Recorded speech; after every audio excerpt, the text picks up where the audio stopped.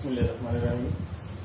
নরসিংদী সরকারি কলেজের একাদশ দ্বাদশ শ্রেণীর ব্যবসায়ী শিক্ষা বিভাগের ছাত্রছাত্রীদেরকে জানাচ্ছি স্বাগতম। আজকে অনলাইন শ্রেণী শিক্ষা কার্যক্রমের অংশ হিসেবেই আজকে আমি তোমাদেরকে উৎপাদন ব্যবস্থাপনা বিপণন দ্বিতীয় পত্র বাজারজাতকরণ কার্যাবলী চ্যাপ্টারটা নিয়ে আজকে হাজির হয়েছি। ইতিপূর্বে তোমাদের বিভিন্ন ক্লাস নিয়েছি আমি, অনলাইন টিচার নিচ্ছি, আশা করি তোমরা ভালোভাবে পড়াশোনা করছো। আজকে বাজারজাতকরণ কার্যাবলী নিয়ে আমরা একটু আলোচনা করব। এই আলোচনা থেকে তোমরা জানতে পারবে বাজারজাতকরণ কার্যাবলী কি, বাজারজাতকরণ বিষয়টা কি, বাজারজাতকরণের কার্যাবলী বলতে কি বোঝায় এবং কি কি কার্যাবলী কি কি কাজ বাজারজাতকরণ সম্পন্ন করে থাকে। আমরা প্রথমে যে বিষয়টা বলি যে বাজারজাতকরণ কার্যাবলী বোঝার আগে তোমাদেরকে বুঝতে হবে যে বাজারজাতকরণ কি।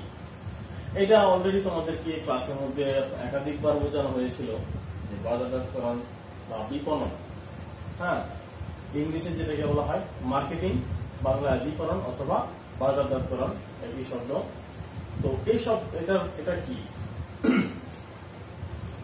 আমরা আগে ক্লাসে পড়াইছিলাম যে বিপণন হচ্ছে ওই সমস্ত কার্যাবলীর সমষ্টি যা কিনা একটা পণ্য কিংবা সেবা উৎপাদনকারীর নিকট থেকে ভোক্তার নিকট পৌঁছে দেওয়ার পর্যন্ত মধ্যবর্তী সময়ে যে সমস্ত কার্যাবলী সংঘটিত হয় তার সমস্ত কার্যাবলীর সমষ্টিকে বলা হয় কি বিপণন।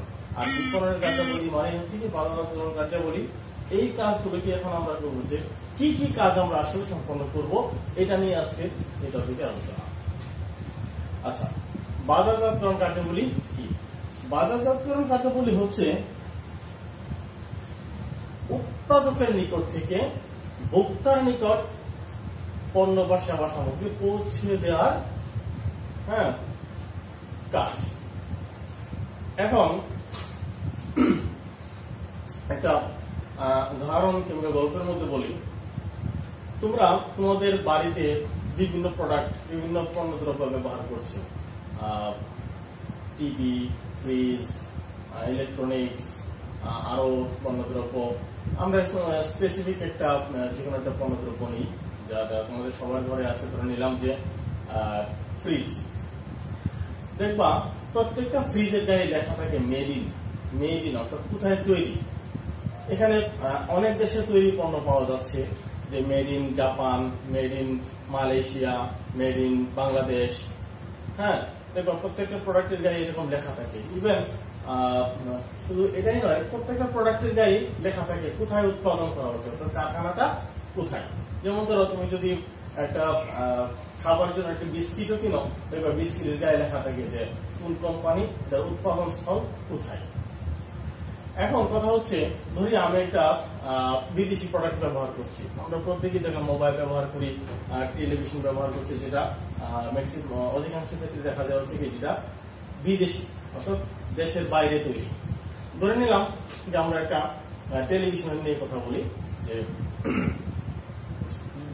টেলিভিশনের মধ্যে লেখা আছে কি মেড ইন জাপান, কিন্তু ব্যবহার করছি আমরা, অর্থাৎ তোমরা তোমাদের বাসায় ব্যবহার করছো। তাহলে একবার চিন্তা করে দেখো তো, ওই টেলিভিশনটা আনার জন্য তুমি কিংবা তোমার কোনো আত্মীয় স্বজন কিংবা কেউ জাপান গিয়েছে? অবশ্যই না। হ্যাঁ, গিয়ে যেতে পারে, সেটা হচ্ছে কি অন্য উদ্দেশ্যে, ভ্রমণের উদ্দেশ্যে, সেটা আলাদা বিষয়। কিন্তু প্রত্যেকটা মানুষ কি জাপানি পণ্য কিনতে হলে কিন্তু জাপান যাওয়ার প্রয়োজন নেই। সেটা আমরা ক্রয় করতে পারছি কোথা থেকে? আমাদের নিকটবর্তী কোন একটা দোকান থেকে, যেখানে ইলেকট্রনিক্স দোকান আছে বা মার্কেট থেকে। তাহলে ওই জাপান থেকে পণ্যটা আমাদের নিকটবর্তী দোকানে, আমাদের নিকটবর্তী দোকান হয়ে আমাদের ঘরে কিভাবে আসলো?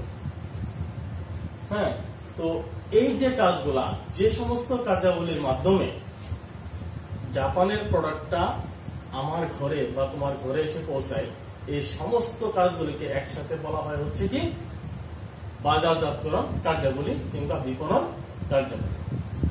এখন এটা হচ্ছে খুবই স্বল্প পরিসরের সংখ্যাটা, যে উৎপাদনকারীর নিকট থেকে ভোক্তার নিকট পৌঁছে দেওয়ার যাবতীয় কার্যাবলীকে বলা হচ্ছে কি বাজারজাতকরণ কার্যাবলী। কিন্তু প্রকৃতপক্ষে বাজারজাতকরণ কার্যাবলীটা এইটার মধ্যেই এই এতটুকুর মধ্যেই সীমাবদ্ধ নয়।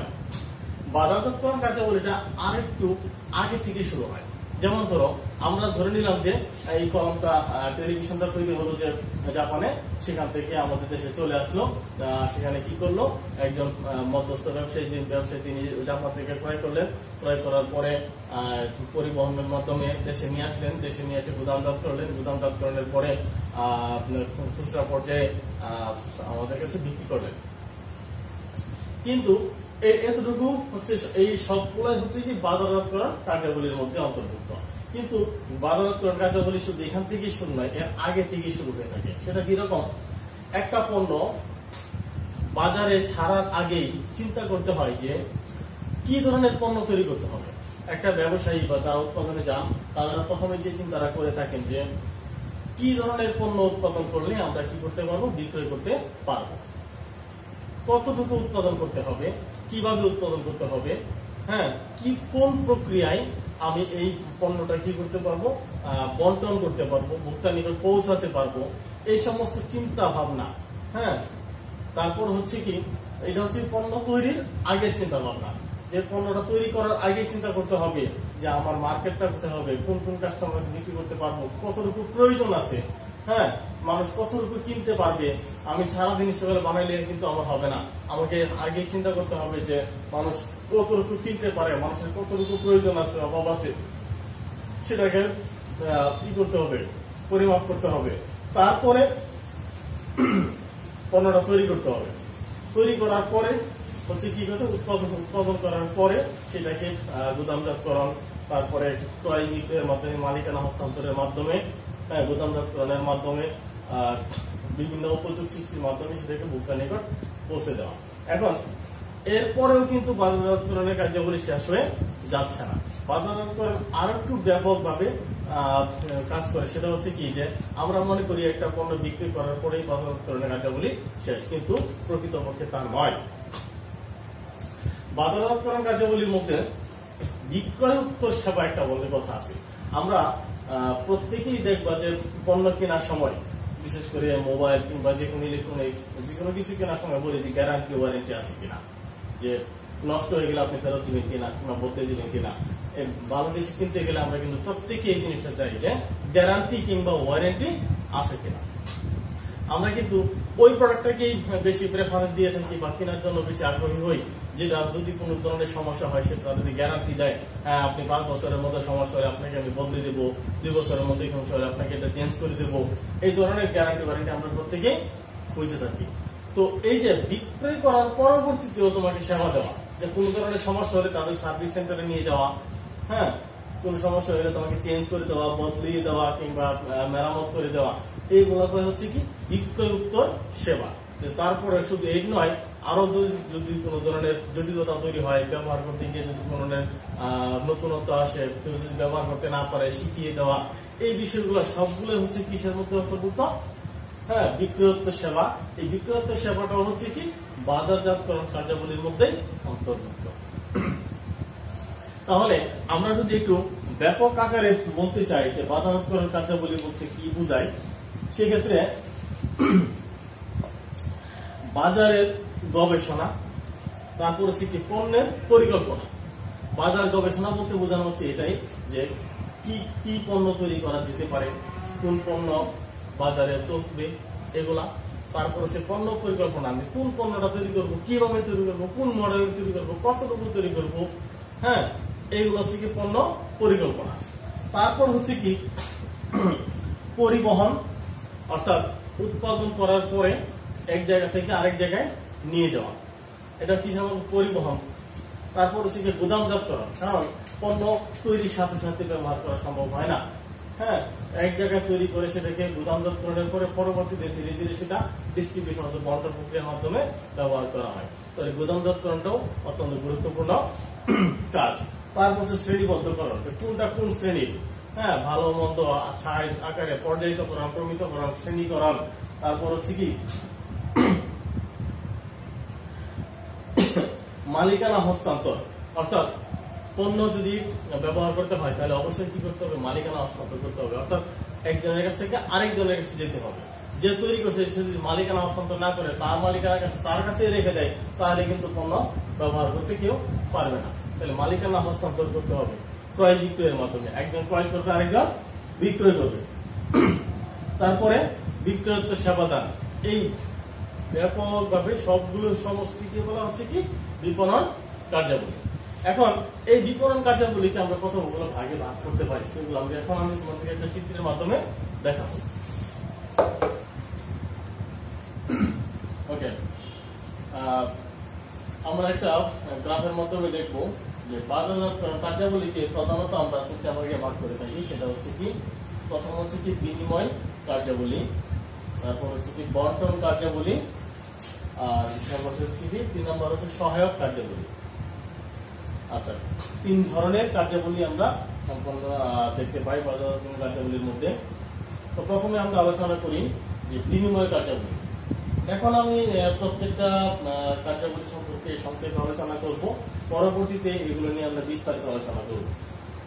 এখন এই প্রশ্নটা তো তোমাদের আসে, যদি বাজারজাতকরণ কার্যাবলী একসাথে যদি কোশ্চেনটা আসে, এটা সম্পর্কে বিস্তারিত লিখতে হলে এইভাবে শ্রেণীবিভাগ করে তোমাদেরকে লিখতে হবে। তো এই জন্য প্রথমে আমি সংক্ষেপে আলোচনা করছি, পরবর্তীতে প্রত্যেকটা টপিক নিয়ে আমরা বিস্তারিত আলোচনা করব। আচ্ছা, যে প্রথম যে হচ্ছে বিনিময় কার্যাবলীর, বিনিময় মানে কি? বিনিময় হচ্ছে কি একজন ব্যক্তির কাছ থেকে আরেকজনকে দেওয়া, একজন নেবে আরেকজন দেবে।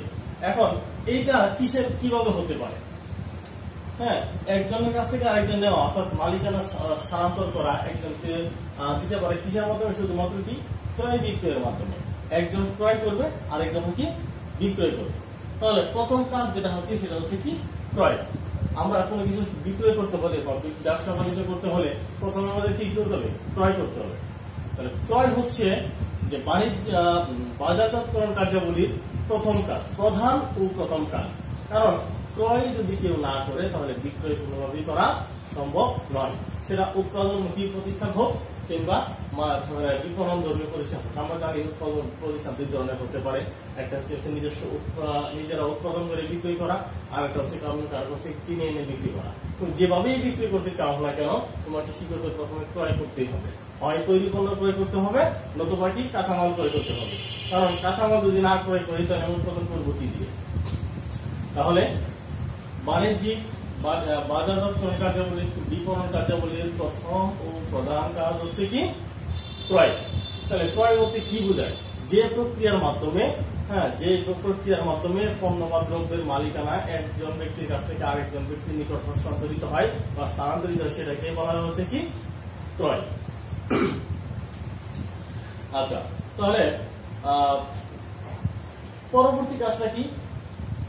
বিক্রয়। পরবর্তী কাজ হচ্ছে কি বিক্রয়। প্রথম কাজ হচ্ছে ক্রয়, তারপরের কাজটা হচ্ছে কি বিক্রয়। এখন বিক্রয় বলতে কি বোঝায়? আমরা জানি যে যখনই ক্রয় করা হয় তখনই বিক্রয়ের কাজ সংগঠিত একসাথেই হয়। একজনের কাছে ক্রয়, আরেকজনের জন্য সেটা হচ্ছে কি বিক্রয়। তবে আমরা বিক্রয়ের চিন্তাটা একটু অন্যভাবে করতে হবে। হ্যাঁ, সেটা হচ্ছে কি যারা বিক্রয় করবেন তারা ক্রয় করার আগে কতগুলো জিনিস চিন্তা করতে হয়, মাথায় নিয়ে তারপর ক্রয় করতে হয়। সেটা হচ্ছে কি যে ভোক্তার প্রয়োজন নির্ধারণ, যে আমি কতটুকু ক্রয় করব, আমি ততটুকুই ক্রয় করব যতটুকু আমি বিক্রি করতে পারবো। নাকি সারাদিন শুধু ক্রয় করলাম বিক্রি করতে পারলাম না, তাহলে তো ব্যবসায় লাভার্থী, ঠিক না? তাহলে আমাকে কি করতে হবে? যে ক্রয় করার আগে চিন্তা করতে হবে, বিক্রয় নিয়ে চিন্তা করতে হবে। সেটা হচ্ছে কি যে ভোক্তার প্রয়োজন নির্ধারণ করতে হবে, তারপর চাহিদা সৃষ্টি করতে হবে। তারপর হচ্ছে কি ক্রেতার অনুসন্ধান করতে হবে। বিস্তারিত আলোচনা করে আমরা বিক্রয় নিয়ে যখন ব্যাপকভাবে আলোচনা করবো তখন আমরা আবার বলবো যে বিক্রয় করতে গেলে আমরা কেন এগুলো নির্ধারণ করবো।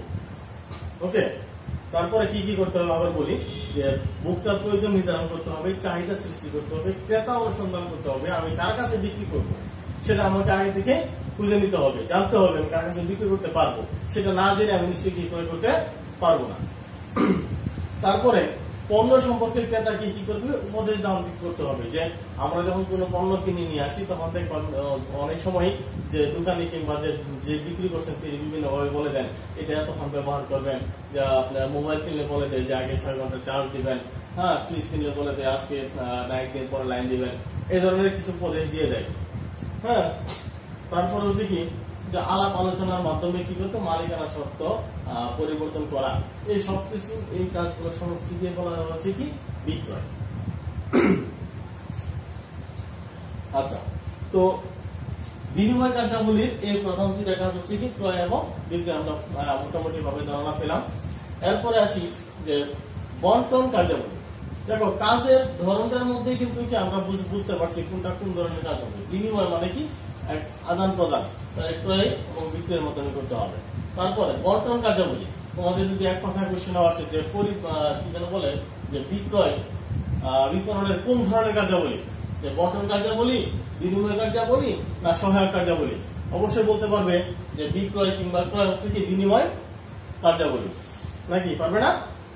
ওকে, এরপরে সব বন্টন কার্যাবলী কি? বন্টন মানে ডিস্ট্রিবিউশন, বন্টন করে দেওয়া, এক জায়গা থেকে আরেক জায়গায় ছড়িয়ে দেওয়া। সেটার মাধ্যমে কি কি হয়? প্রথমে যেটা হচ্ছে কি পরিবহন। কারণ আমরা জানি উৎপাদন করা হয় জাপানে, আমেরিকায়, সুইজারল্যান্ড, যেখানে উৎপাদন করি না কেন সেখান থেকে পরিবহনের মাধ্যমে পণ্যটা বাংলাদেশে আসবে। কিংবা যদি দেশের ভিতরে উৎপাদন করা হয়, প্রত্যেকটা পণ্যের গায়ে লেখা থাকে কোথায় উৎপাদন করা হয়, ঢাকায়, চিটাগং, গাজীপুর, নারায়ণগঞ্জ, নরসিংদী, সব জায়গায় যেখানে হোক না কেন দেখবা লেখা থাকে। তো যেখানে যে প্রতিষ্ঠানে পণ্যটা উৎপাদন করা হয় সেখান থেকে সরিয়ে নেওয়ার জন্য, সেটাকে ভোক্তার নিকট নিয়ে আসার জন্য অবশ্যই কিসের প্রয়োজন? পরিবহনের প্রয়োজন। পরিবহনের মাধ্যমে স্থানগত উপযোগ সৃষ্টির মাধ্যমে এক জায়গা থেকে পণ্যটা আরেক জায়গায় নিয়ে আসা হয়। যদি পরিবহন ব্যবস্থা না থাকতো বা যদি পরিবহন ব্যবস্থা না থাকলে কোনোভাবেই পণ্যদ্রব্য ভোক্তাদের নিকট পৌঁছে দেওয়া সম্ভব হতো না। আচ্ছা, তারপরে সেটা হচ্ছে কি গুদামজাতকরণ। গুদামজাতকরণ হচ্ছে যে পণ্যটা তৈরি হয় একটা সময়, ব্যবহার করা হয় কি আর একটা সময়, কিংবা উৎপাদন করা হয় খুব দ্রুত সময়ের মধ্যে, কিন্তু ব্যবহার করতে অনেকটা সময় লাগে। কিংবা উৎপাদনকারী উৎপাদন করার পরে বন্টনের আগ পর্যন্ত একটা নির্দিষ্ট স্থানে সেটাকে সংরক্ষণ করতে হয়। এটাকে বলা হয় হচ্ছে কি গুদামজাতকরণ। অর্থাৎ পণ্য উৎপাদনের সময় থেকে ভোক্তার ভোগের সময়ের মধ্যবর্তী সময়ে, হ্যাঁ, যে পণ্যদ্রব্যগুলাকে যেখানে সংরক্ষণ করা হয়, হ্যাঁ, এটাকে বলা হয় হচ্ছে কি গুদামজাতকরণ। গুদামজাতকরণ যদি না করা হতো কিংবা না করা যেত তাহলে পণ্য সামগ্রী আমরা ঠিক মতো ব্যবহার করতে পারতাম না, অধিকাংশ পণ্য সামগ্রী নষ্ট হয়ে যেত। তারপর হচ্ছে কি মোড়কীকরণ। মোড়কীকরণ মানে হচ্ছে কি প্যাকেজিকরণ। আমরা যে কোনো পণ্য কিনতে গেলে ঠিক একটা প্যাকেট থাকে, সুন্দর একটা প্যাকেট করা থাকে। এই প্যাকেটটা কেন করা হয়? প্যাকেটটা দেখবা এক এক পণ্যের প্যাকেটটা এক এক রকম হয়। এটা কি প্যাকেটটা মানে মোড়কীকরণ। হ্যাঁ, তো ইংলিশ হচ্ছে প্যাকেট, বাংলায় মোড়ক। এটা কেন দরকার? পণ্যটাকে বিভিন্ন কারণে মোড়কীকরণটা প্রয়োজন। প্রথমত হচ্ছে কি পণ্যটাকে প্রোটেকশন দেওয়ার জন্য। কারণ দেখবা যে পণ্যটা আমরা ব্যবহার করি সে পণ্যটা উৎপাদনকারীর নিকট থেকে আমাদের নিকট আসতে হলে অনেক পথ পাড়ি দিতে হয়, অনেক সময়ের ব্যবধান থাকে। তো সেই দীর্ঘ পথ, দীর্ঘ সময় পণ্যটাকে সংরক্ষণ করতে গিয়ে মানে কি বলে এটাকে, তার ক্ষতি যাতে কোনো ধরনের ফিজিক্যাল যাতে কোনো ক্ষতি না হয়, হ্যাঁ, প্রোটেকশন দেওয়ার জন্যই কি দরকার হয়? এই মোড়কীকরণ দরকার। প্যাকেট করা থাকলে পণ্যটা সাধারণত নষ্ট হয় না। দেখবা বিশেষ করে ইলেকট্রনিক্স কোনো কিছু কিনতে গেলে টেলিভিশন, ফ্রিজ এত সুন্দর করে প্যাকেট করে দেওয়া হয়, ভিতরে বিভিন্ন ধরনের কাগজ, বিভিন্ন টপশিট, বিভিন্ন কিছু দিয়ে এটাকে এরকম ভাবে প্যাকেট করা হয় যাতে পরে গেলেও এটা কোন ধরনের ক্ষতি না হয়। প্রত্যেকটা প্রকারের খাবারের জিনিস থেকে শুরু করে প্রত্যেকটা জিনিসই কি করতে সুন্দর করে প্যাকেট করে দিতে হয়, যাতে করে পণ্যটা কি করতে না হয়, কোন ধরনের ক্ষতি না হয় এবং দেখতে সুন্দর থাকে, ঝকঝকে চকচকে থাকে। ওকে, তাহলে মোড়কীকরণ বলতে বোঝানো হয়েছে ওইটা কি যে কোনো পণ্যকে তার সুরক্ষা দেওয়ার জন্য, তার ফিজিক্যাল সুরক্ষা দেওয়ার জন্য এবং যে সময়টা উৎপাদনকারী নিকট থেকে ভোক্তার নিকট পর্যন্ত সংরক্ষণ করতে ওই সময়টুকু যেন কি করতে সেই পণ্যটা সুন্দরভাবে সংরক্ষণ করা যায়। আচ্ছা, তাহলে আমরা বন্টন কার্যাবলীগুলো দেখতে পেলাম বা শিখলাম। এখন আমরা অবশ্যই পরীক্ষার হলে যদি আসে যে বাজারজাতকরণের বন্টন কার্যাবলীগুলো কি কি লেখো। তাহলে তোমরা নিশ্চয়ই লিখতে পারবে পরিবহন, যোগাযোগকরণ এবং গরুটিকরণ। তারপরে আসি সহায়ক কার্যাবলী। আমরা জানি যে শুধুমাত্র বিনিময় কিংবা বন্টন কার্যাবলীর মাধ্যমে সব কাজ সম্পন্ন করা সম্ভব হয় না, আরো অনেক ধরনের কাজ বাকি থাকে যেগুলোকে আমরা কি না করলে অবশ্যই বাজারজাতকরণ কার্যাবলী সম্পন্ন করা সম্ভব হয় না। সেটা হচ্ছে কি অর্থ সংস্থান। আমরা যা কিছুই করি না কেন, হ্যাঁ, একদম ব্যবসায় চিন্তা ভাবনা থেকে শুরু করে যে কোনো কাজ শুরু করে না, প্রথম থেকে শেষ পর্যন্ত প্রত্যেকটা কাজের সাথে জড়িত হচ্ছে কি অর্থ। তো অর্থটা যদি আমরা সঠিকভাবে সংস্থান করতে না পারি, কি পরিমাণ অর্থ লাগবে, হ্যাঁ, চিন্তা করতে হবে কতটুকু অর্থ লাগবে, কোথা থেকে অর্থ আসবে, কিভাবে আসবে, হ্যাঁ, এবং অর্থটা লাভজনক উপায়ে কোন কোন খাতে ব্যবহার করা যাবে, ব্যবহার করতে হবে, এই সমস্ত কার্যাবলীটা কি করতে হয় বিপণনের একটা অন্যতম কার্যাবলী। তারপর হচ্ছে কি ঝুঁকি গ্রহণ। আমরা জানি প্রত্যেকটা ব্যবসা বাণিজ্যে প্রত্যেকটা কাজের মধ্যে কি থাকে ঝুঁকি বিদ্যমান। অর্থাৎ আমরা যদি ব্যবসা করতে যাই, ব্যবসা করতে গেলে যে আমাদের প্রত্যেকবার লাভ হবে তার কোনো গ্যারান্টি নেই। ঠিক আছে, লাভ হতে পারে, লস হতে পারে, পণ্য নষ্ট হয়ে যেতে পারে, চুরি হতে পারে, ডাকাতি হতে পারে, এই সমস্ত ক্ষেত্রে ঝুঁকি নিতেই হবে। তো ঝুঁকি নেওয়াটাও হচ্ছে কি বাণিজ্যিক কার্যক্রমের একটা অন্যতম কাজ। তারপর হচ্ছে কি মান নির্ধারণ ও শ্রেণীকরণ। আমরা জানি প্রত্যেক পণ্যের মান একরকম নয়, কোনটা ভালো পণ্যের, কোনটা কিছুটা খারাপ থাকে, কিছুটা আরো দুর্বল থাকে, কিছুটা আরো ভালো থাকে। আমরা প্রত্যেকটা পণ্য কিনতে গেলে দেখি যে দোকানিরা আমাদেরকে বিভিন্ন কোয়ালিটি দেখায়, হ্যাঁ, কোয়ালিটি নেন, এটা এত ভালো, এটার থেকে আরো ভালো, এটার থেকে আরো ভালো। তো এই ধরনের হচ্ছে কি মান নির্ধারণ করতে হবে, তারপরে এটাকে শ্রেণীবদ্ধ করে আলাদা আলাদা করে কি করে রাখতে হবে। এটা হচ্ছে কি এটাও একটা অন্যতম কার্যাবলী। তারপর হচ্ছে কি বাজার তথ্য সংগ্রহ। বাজার তথ্য সংগ্রহ বলতে বোঝানো হচ্ছে যে বাজারে কোন ধরনের পণ্যটা কাস্টমাররা বেশি চাচ্ছেন, হ্যাঁ, কি কি কি ফিচার থাকলে, কি কি সুবিধা থাকলে পণ্যটা বেশি কেনা হচ্ছে, বা কি কি কারণে পণ্যটা কাস্টমাররা নিতে চাচ্ছেন না, কি কি অভিযোগ দিচ্ছেন, এই সমস্ত তথ্য সংগ্রহ করা বাজারজাতকরণের একটা অন্যতম সহায়ক কার্যাবলী। তারপর হচ্ছে কি বিক্রয় উদ্দেশ্য, যেটা অলরেডি আমি আগেও বলেছি, বিক্রি করার পরবর্তীতে যদি কোনো ধরনের সমস্যা হয়, হ্যাঁ, সেটা মেরামত করে দেওয়া কিংবা চেঞ্জ করে দেওয়া, বদলিয়ে দেওয়া, যে কোনো ধরনের সমস্যা বা কোন ধরনের জ্ঞানগত সমস্যা চালাতে না পারলে তাদেরকে শিখিয়ে দেওয়া, এই সবকিছু হচ্ছে কি বিক্রয়ের পরবর্তী বিক্রয় হচ্ছে সেবার অন্তর্ভুক্ত। তো আমরা বাজারজাতকরণের যে কার্যাবলীর মধ্যে আজকে শিখলাম যে বিনিময় কার্যাবলী, বন্টন কার্যাবলী এবং সহায়ক কার্যাবলী। আজকের ক্লাসে আমি এতটুকুই দিলাম। পরবর্তী ক্লাসের মধ্যে আমরা এই বিস্তারিত ক্লাসগুলো পয়েন্ট নিয়ে আলোচনা করবো। সে পর্যন্ত তোমরা ভালো থেকো। আল্লাহ হাফেজ।